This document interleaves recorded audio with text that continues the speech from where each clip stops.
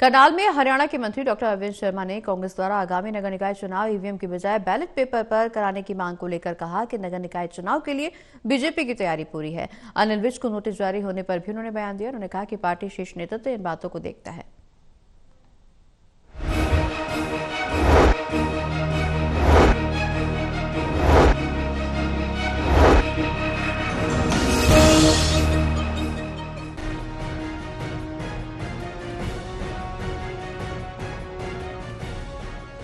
हरियाणा में निकाय चुनाव के लिए नामांकन की शुरुआत हो गई है। आवेदन सुबह 11 बजे से दोपहर 3 बजे तक लिए गए।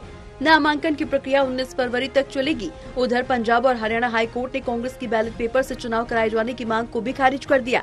निकाय चुनाव ईवीएम से ही होंगे। करनाल में हरियाणा के जेल मंत्री डॉक्टर अरविंद शर्मा ने कांग्रेस द्वारा आगामी नगर निकाय चुनाव ईवीएम की बजाय बैलेट पेपर से करवाने की मांग को लेकर बयान दिया। कहा कि हरियाणा चुनाव आयोग का विशेष अधिकार है, फैसला चुनाव आयोग करेगा। इसमें चीफ इलेक्शन कमीशन और हरियाणा सरकार की किसी भी तरह की कोई दखलंदाजी नहीं होती है। नगर निकाय चुनाव में बीजेपी की पूरी तैयारी है। बीजेपी 24 घंटे 5 साल चुनाव के लिए तैयार है।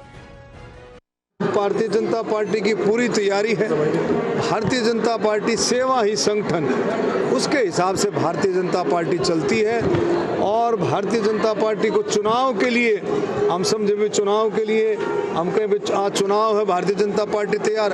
भारतीय जनता पार्टी 24 घंटे 5 साल किसी भी चीज़ के लिए तैयार रहती है, क्योंकि भारतीय जनता पार्टी के हर कार्यकर्ता में सेवा ही संगठन ये भरा हुआ है। देखिए ये मैंने अभी भी बताया कमल जी कि चुनाव आयोग का, हरियाणा चुनाव आयोग का विशेष अधिकार है, उनको आपने दे दिया है।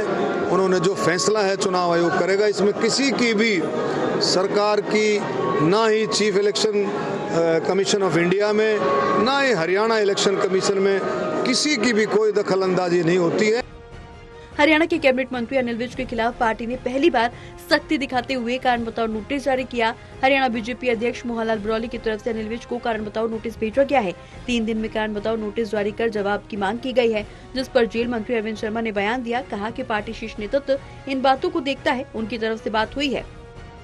मैंने बताया तो पार्टी जो शीर्ष नेतृत्व है वो इन बातों को सारा देखता है और शीर्ष नेतृत्व की तरफ से बात हो सारा।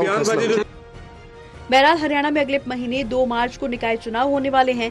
राजनीतिक पार्टियों ने तैयारियां तेज कर दी हैं। देखना ये होगा कि हरियाणा निकाय चुनाव में कौन बाजी मारता है। टोटल टीवी के लिए कमलदीप की रिपोर्ट।